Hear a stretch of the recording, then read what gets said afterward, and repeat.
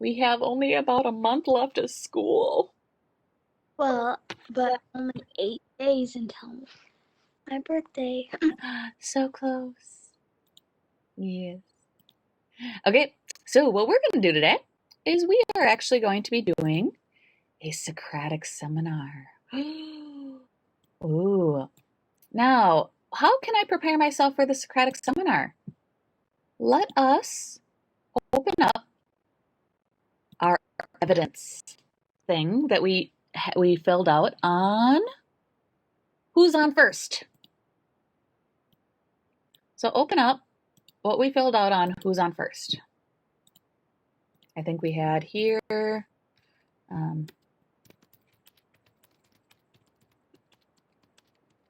Today, do we need our notebook? You will need your handout 3A. We ended up filling out on Friday.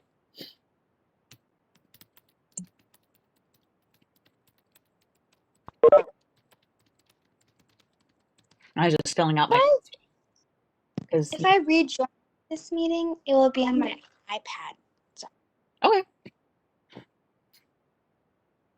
So we have some reasoning why words can be confusing. Mm-hmm. And what we're going to do today is we're going to add on to it. But first, I'm going to ask you, because we're going to continue with this idea of puns. Okay? Again, guess what? I have a pun for you. I wondered why the baseball was getting bigger. Then it hit me. Do you get it? Why was the baseball getting bigger? So if I need a ball. So if I had a ball and it's getting bigger, then it hit you. Why was it getting bigger? Like the idea hit you too. Like the thing actually hit you, and then you know. Exactly. So it's easier to show you on my web actually, as opposed to look, it's getting bigger. Miss Werzinger threw a I was wondering why it was getting bigger, and then yeah, exactly. So, what we're going to do today, we'll ask you again, why is this one a pun? Bria or Riley kind of explained it. Because, it's all in the same sentence, the answer and the question. Yes, so it's all together here. So let me ask you, what words is this what is this playing with? What words are being played here? Harper, you raised your hand. The words that are, then it hit me, because idea can hit you, like all of a sudden you think of something, and then you can actually have like it hits you in the head or in the arm or something. Yeah, so why might the different meanings of this cause confusion? Because then it hit me means two different things. Like an idiom, because then it the idea just came. Just came to you. Yeah, yes. And then hit me is actually literally like it hit me. Maybe somebody didn't get the joke, so it confused them. Yeah, and Riley said, actually, some of it, like, it hit me. That is actually an idiom. Do you have to be familiar with idioms? Yeah, you have to know kind of what idioms are, right? So that's one of the things. And then why is this pun funny?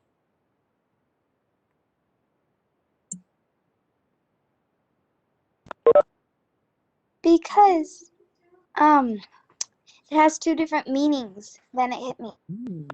It does. Has two meanings. Then it hit me. Okay, so what we're going to do is we are going to look at your knowledge of wordplay to help you analyze some of these. How does your knowledge of wordplay help you understand jokes, riddles, and puns? So this is our topic for the day, is why do writers play with words? And then how can it create confusion and humor? So we've looked at Costello and Abbott, who have a lot of silly play on words. Okay. So we are going to look at why is it confusing and humorous. Okay. And then now we're going to, and we're also looking at the words delivery. These words I think are super important. Adapting ourselves to, leave and come back, Karsten. Does somebody want to write leave and come back? We're also going to adapt ourselves to this delivery of who are you going to say it? Like, for example, maybe, I know somebody the other day went, Miss Wersinger, I'm tired. And of course, I immediately set up I adapted my delivery and I went, like a bike? I mean, that's very different. And you can tell by my look of, like a bike? Like, that's that terrible pun. Whereas if I went, like a bike, the delivery is different. We've talked about how delivery is different if you're asking your parents for a puppy. Mom, you went to the pet store. Mom, can we have a puppy? Or if you're asking for some different things. So think about how the delivery of things would be. Okay. And finally, we have our audience. Who is our audience? So is it a group of kids? Is it my baby to where I can say anything and he laughs? Or is it the principal? Am I trying to tell a joke to the principal? Okay. Is it a joke to a Spanish speaker or an English speaker?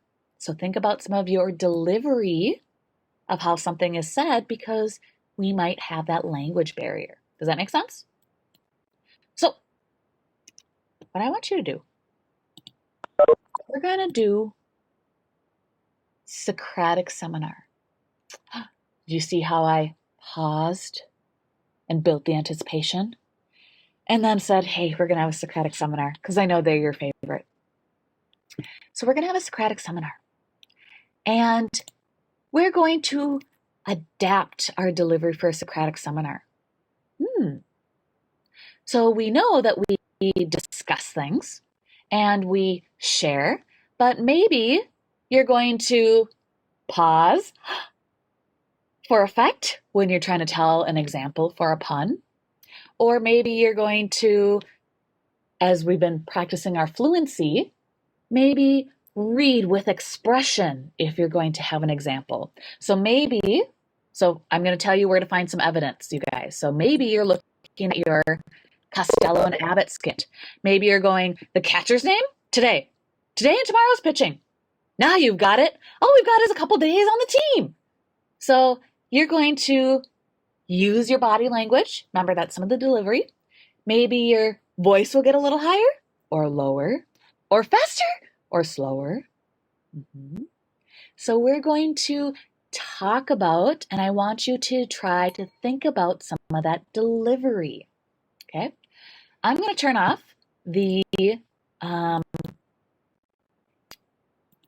chat because part of Socratic Seminar is to actually use our delivery orally. So we're not doing it written, okay? Because a lot of times, if you've noticed, have you ever sent an email or a text to somebody and then they're like, why are you mad? Or you get really angry about how it seems? That's because in texting and written language sometimes, it's really hard to understand the delivery and somebody's feelings with something. So I'm sure if you haven't already, someday you'll have that to where you're like, ooh, does this email, does it sound too angry? Or does it sound too happy? Like, I put lots of exclamation marks and I go, ooh, her parents are going to think I'm way too happy. So I make sure that I think of my delivery so that it's very neutral in a email, because we don't know how it's going to be. So we're going to say it out loud and hear you, because we can hear by pitch. What are the words again? We've got things by the altering your pitch, your fast or slow, okay, and some of those deliveries. And sometimes you can see that I am talking there and there and there, right? Okay. So before we do our Socratic Seminar, I wanted you to think of those things for speaking last time. I said, what could we improve on? So please go to Schoology, click on Socratic Seminar, and there is a handout for A, or you can find it in your workbook. So find it in Is your it in workbook. a notebook or is it actually like a notebook? It should be in your workbook, or A. It looks like this. Ooh.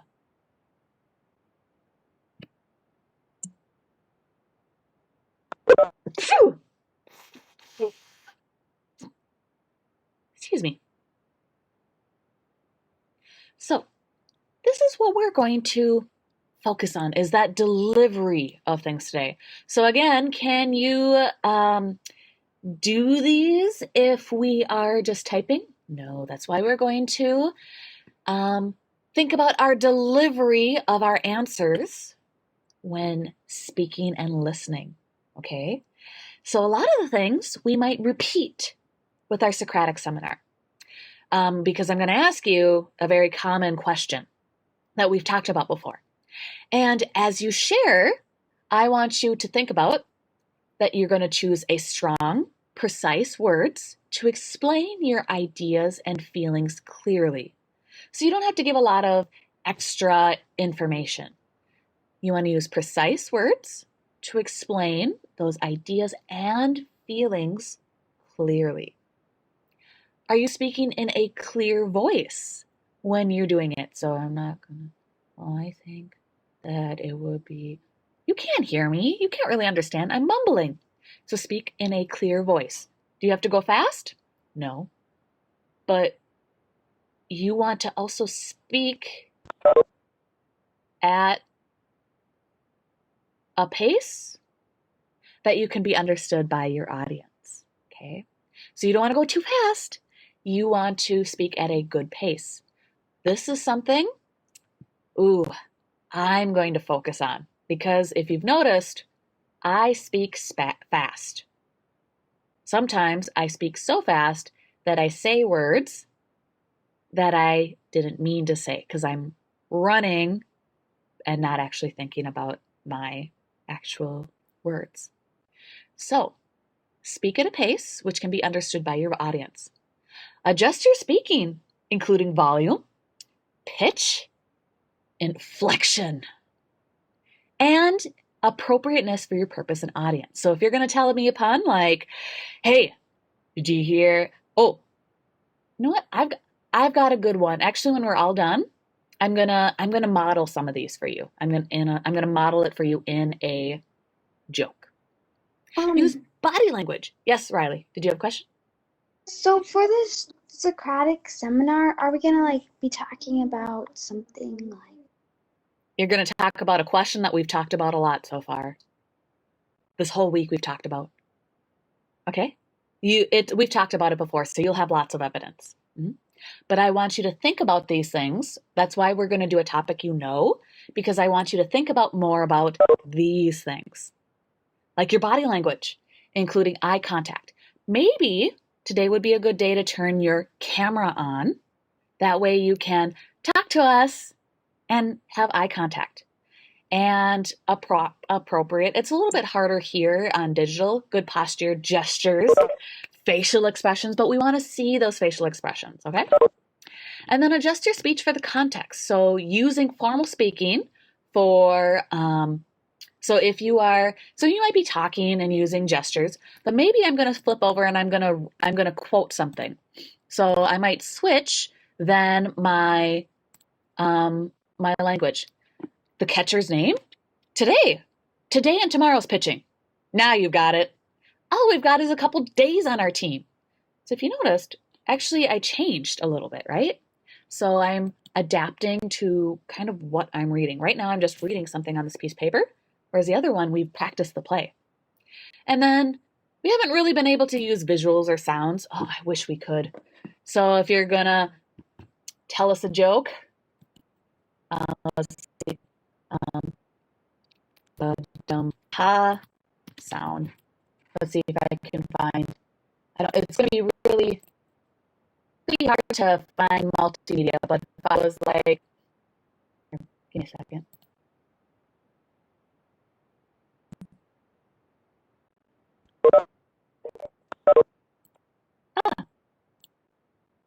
This is really quick.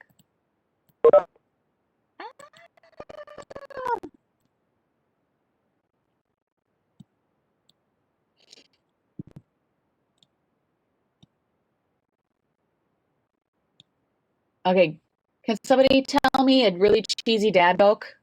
Who's got one on hand? I can't think of one.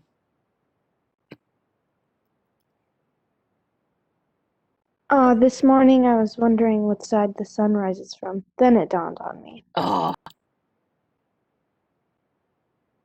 I didn't hear it. We were supposed to hear it, but oh, I know why. Give me a second. Wait, tell the joke one time, Iris, okay?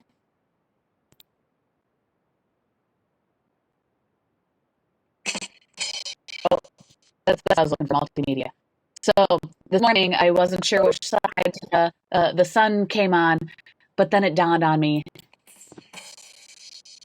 So that's where multimedia sound effects. Yeah. Like this one that pops in my head. I don't know if it's funny, but it's like how do mouses take pictures? How? Cheese. They what? With cheese. Oh, When he's cheese. I just made it up right now, but so that's what when appropriate use visual sounds or multimedia. Okay, so for example, I'm going to try putting all these in. I'm going to tell you a pun. This is just me pretending that I'm in the Socratic Seminar because I'm not going to be in it. You guys are talking. And maybe I'm going to give an example, like this joke. So I'm going to choose precise words. I'm going to think about it before I say it. I'm going to speak a clear voice. I'm going to have some signals. Okay. I'm going to have body language. All right, maybe I'll move back so you can see more of me. I'm going to adjust my speech. Okay. And I'm going to speak at a pace that can be understood by my audience. Oh, I'm sorry, Ellie. Reset settings. Okay, so here is it's a riddle actually. Okay, you're driving a bus. You're going to need to do some math here, maybe. So you're driving a bus. 5 people come on, 4 people get off. 2 people get on, 1 person gets off. And a mama and her baby gets off, so like 1.5. What's the name of the bus driver?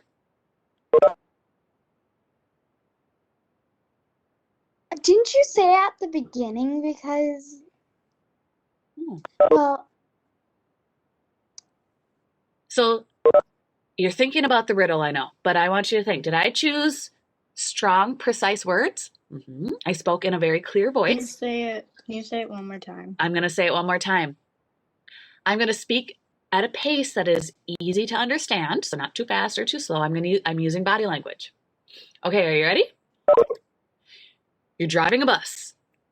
5 people get on, 4 people get off. I think I said 2 people get on, 1 person gets off. And then a mama and her baby gets on. Who's driving the bus?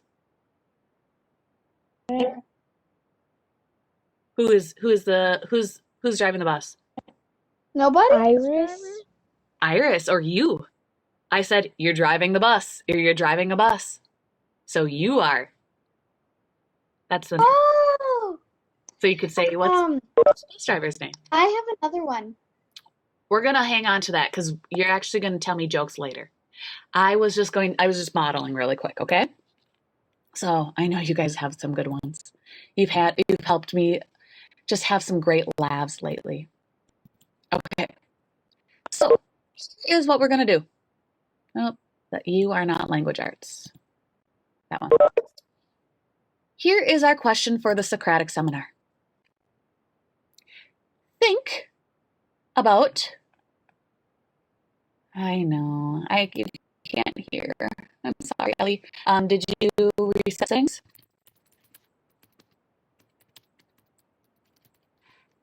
Okay, so here is what you're going to do with your Socratic Seminar. Oh, and I'm going to mark you down if you at least participated, and you are getting points for at least participating or giving evidence once, okay? So I would use your Costello and Abbott stuff for quotes, your piece of paper that we did on Friday for quotes to help you as evidence. Or you can use your homework from homographs and homophones, and maybe you can give your own joke, okay? So think about the jokes and puns you analyzed and the comedy routine you studied. Who's on first, okay? The first question is that I want the class to answer, okay? And you can just speak. If it looks like you're not getting your opinion in, then I will start calling on hands because I want everybody to at least speak first. So the first question that I'm going to ask is, how can wordplay create humor and confusion? Okay, does somebody want to start? It depends on which side, like in the video that we watched, the audience, they thought it was funny, like it was humor and like a comedy, but to Abut and Costello, it was confusing because one person knew the names, which was a rare name, like who, so the other person thought it was a question, and they got confused by each other just going back and forth in that. Perfect. Yeah. Really quickly, I was going to say thank you, Sienna, for turning on your camera because I could see your gestures, and I could tell that you were thinking about your words and you spoke at a great pace. So remember, we're thinking about those things for speaking and delivering to our audience. So I just wanted to say great job. That's what we're kind of focusing on, even though you're answering this question. Okay, go ahead. Yeah, I agree. Some like evidence is from the Who's on First script thing. Some evidence is who's on first? I'm asking you who's on first. What's the name? That's who's the name. Yes. That's like paragraph 25 of the skit. Ooh, thanks for sharing that evidence. That's a great point too to lay out. Mm-hmm. I agree with both of them. So, like, wordplay can create humor or confusion because it can like be confusing. Like in the skit, it's like who can, like, it's a question, and also in the skit it's the name, and so his Costello is thinking, he's asking the question, but Abbott is actually saying the name. And so Abbott thinks that Costello is confused, but Costello thinks Abbott is just trying to confuse him. So they both have different perspectives on it because who is meaning two different things in that skit. Also, what is like a question. Yeah, I agree with everybody because they're using like wordplay because the people's names are like questions or very peculiar names.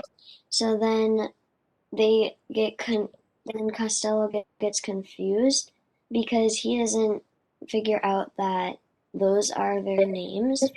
But then it causes people to laugh because he just can't get it. So it causes humor. I have an answer for the second question. Okay. Yeah, we can do a little bit of the second question. What types of wordplay are the funniest? Well, I think that the types of wordplay that are the funniest are like jokes and puns, because idioms, they're just, you don't really laugh about them. They're just like to explain something. And then like riddles, you have to try and figure out the answer like with your brain, and then that's not funny, but it's like cool to find out. And then with jokes and puns, it's it's a play on words, but it also makes you laugh because like you have to find the answer, but the answer is going to be a play on words. So it's going to be something that doesn't really make sense. Thank you for sharing.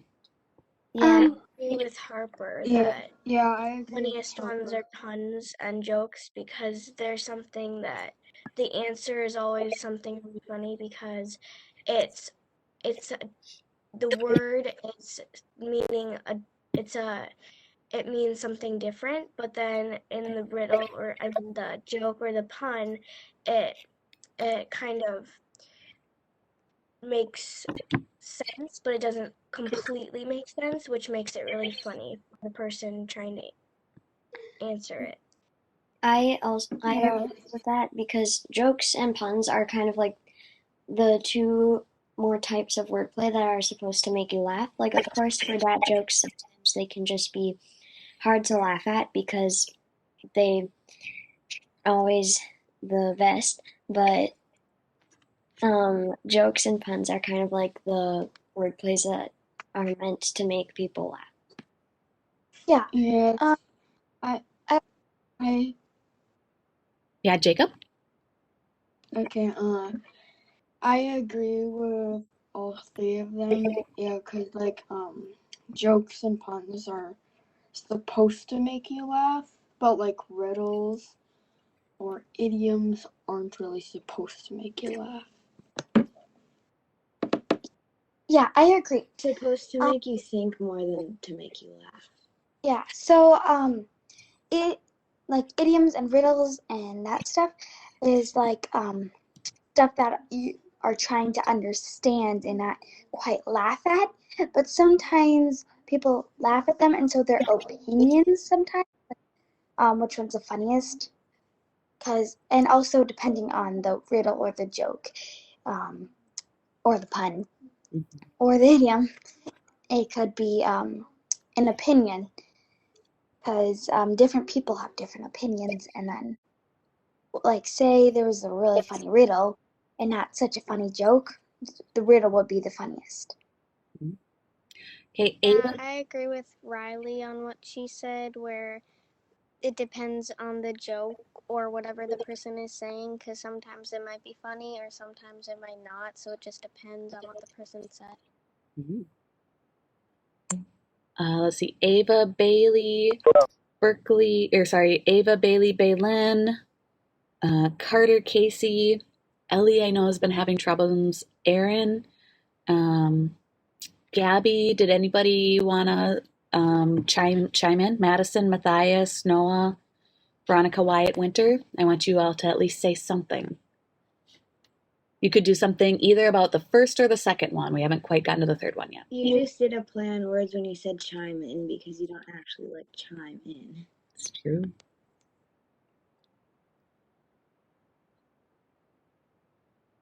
We use idioms and riddles like almost every day, and we don't.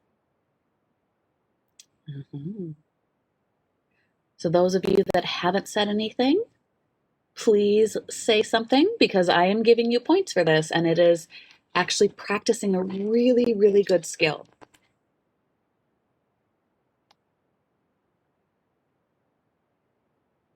I think a type of wordplay that is the funniest is ones that are super confusing to other people.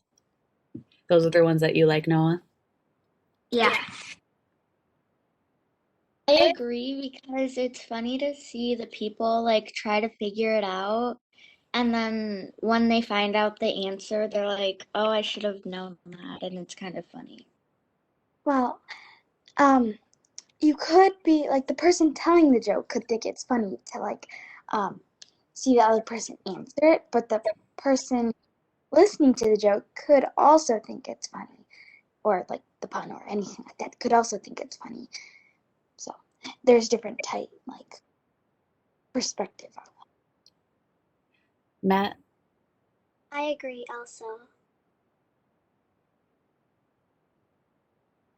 Ellie?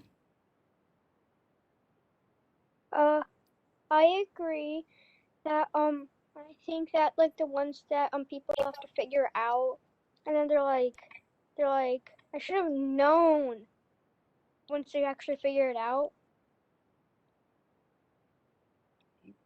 Before Matthias was that. Oh, okay. I was gonna say, Ellie, did you get to speak?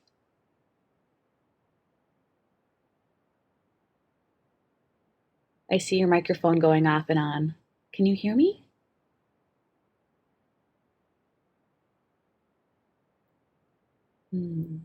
We cannot hear you. Okay. Let's see if we can hear anything on the third one from Ava, Bailey, Baylin, Carter, Casey, Ellie, Aaron. Let's see. Who else tonight? Joelle. I got Madison. Veronica White or Winter. What makes understanding wordplay challenging? Okay, so I want to give the opportunity to those people that haven't spoken yet. I want you to let me know what makes it understanding wordplay challenging, and maybe you can use your evidence from Costello and Abbott.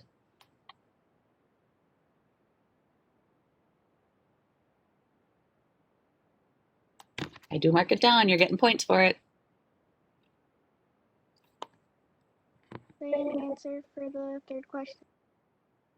Let's give it a few more seconds of those people that haven't, and then I'll open it up to the whole class, to those that have spoken. So, Ava, Bailey, Baylin, what do you think? Carter, Casey, Ellie, if you're able to speak.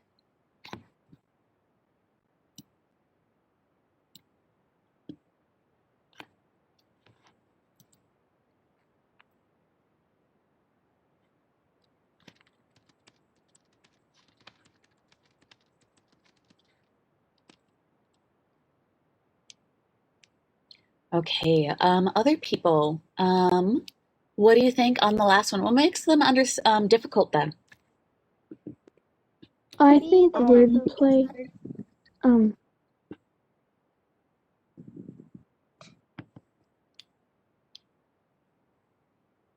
Iris, do you want to go? Sure.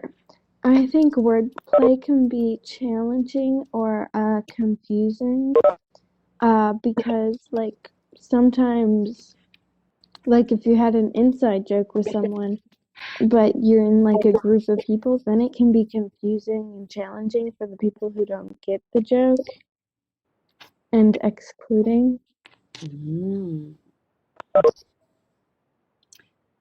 Harper, what do you think? I also think the thing that makes wordplay most challenging is words that have different meanings, because that's how like jokes came out. There isn't and like puns, because there isn't really like a pun or a joke that doesn't have a play on words. Otherwise, it wouldn't be very funny. And also, something that makes wordplay challenging is when you have like a group of people who speak different languages. When someone gives a joke that's in a different language than the other person knows, well, they might know a little bit of the language, but they still might not know enough to know that there's like different meanings for this word, and they're gonna think it's this one thing that might not be it might not be like funny to them, or they might not even understand it. So that can be really challenging. Yeah, I agree with both Harper and Iris with their like examples of how it could be confusing. And also it might just be because it doesn't make a lot of sense. In the skit, the names were really different and kind of like questions, so Cuss didn't get that those were their actual names. And another time when it could be challenging to get a wordplay is if it's from like a movie or book or something that you don't know about, so you won't get part of that joke that they're telling. So then you don't get it, and it's confusing, challenging to understand. Mm-hmm. Yeah, I agree with Harper, Nora, and Iris. There is different opinions on the challenging things in a joke or a pun or idiom or a riddle. There sometimes it's where like there's a bat, like the animal, and then a baseball bat. Those could be like confusing in a joke because there's two different meanings, and like so fire and fire, like I fired you. There's a fire outside. Mm-hmm. Could be confusing. Well, for me, and then because you get them mixed up, because sometimes you think like, oh, it just means one of them, like just means a specific type that you think it does. For a joke or a pun to be funny, normally you mean both of them, and they should both connect to the same question. And some people Maybe somebody's would trying to do sometimes comedy, but their humor or jokes wasn't that funny, so nobody really understands it. what I was saying was that sometimes like one person's going to think, like how Riley said it about the bat, someone's gonna think it's actually a bat for a baseball, and then another person you're telling a joke to is gonna think it's a bat like the flying mammal. Mm-hmm. I'll let you know what Ellie said. I am taking her chat just because she can't speak or hear. So, very connected to what Riley and Harper said, but a step further is that it might make it confusing that you don't understand one thing before they tell you the pun or joke, and then they may not understand it because they might think that you're being literal too. So, like again, then it hit me, like literally hit ya when it's supposed to be a joke, and then it was supposed to be a pun as well. Okay, anybody else? Those that have not spoken yet, here's your last chance to say something about how can wordplay create humor and confusion, what types of wordplays are the funniest, or what makes understanding wordplay challenging. Because you are getting a grade for this for your listening and speaking on this today. So if you don't do anything right now, then you're going to get a 0, and you can't really make it up because we won't be in class. Bailey. It can create humor and confusion because like sometimes if you tell a joke, some people might like laugh a lot because they understand what it is, but if you don't understand what the joke means, then it could be confusing to you. Mm-hmm. Because like once I saw one and I told it to my family, and I can't remember what it was, but I told it, and like some people laughed and some didn't because some people understood what it meant, but some people didn't. So it's sometimes funny or confusing. Mm-hmm. And I like to say that a good joke is one that doesn't offend really anybody. They're supposed to be light-hearted. Because if they do offend somebody, then you're not doing the right joke. Because a joke to hurt anyone. I can't really joke anymore. Yes, Riley? Can I say? Yes. Give us an example. Okay. As I was about to say dives, I met a man with 7 wives. The 7 wives had 7 cats. The 7 cats had 7 sacks. The sacks had 7 kittens. Kittens, sacks, cats, lies. How many were about to say dives? I didn't catch the whole end of it. To say how many dives? How many were about to say dives? Just one. The first guy. Yeah, as I was about to say dives, I met a man. I see. You got it. Bailey, I see you still have your hand up. Did you want to add on to it? Yeah. So when we were talking about dad jokes, I remembered that I read a book once, and there was this dad joke in it, and it was that like there was a dad at the dinner table, and one of the kids said, "I'm stuffed," and the dad said, "How can you be stuffed if you're human?" That's pretty good. Yeah. So, awesome job today, guys. I've got you written down and you've got full grades if you at least tried to participate today. Okay. Now, I want you to go back and I want you to think about how did you do? Did you choose strong words when you expressed your feelings today? Did you speak in a clear voice?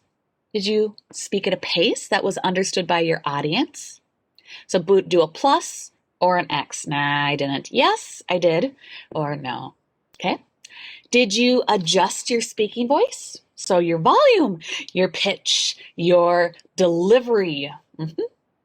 Or when you really, because I said, some of us, we have body language. Some of us have more body language than others. That's normal. If my mother and my husband always say, no, my mother's the same way, but my husband always said, if you tied my hands behind my back, I wouldn't be able to really speak because I speak so much with my hands. And another language helps you with that too, that understanding. Did you adjust your speech? So when you were reading something versus when you were talking to the class? Okay. And we didn't really have any visuals or anything. Yes, Miss Nora. For the self, peer, and teacher, do we put a plus in like each box? No, just do self.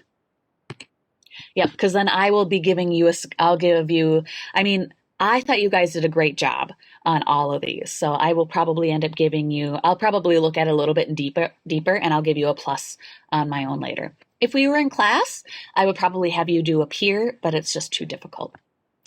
Go ahead and turn this into Socratic Seminar in Schoology when you're done. Okay? So turn this under Socratic Seminar here in Schoology.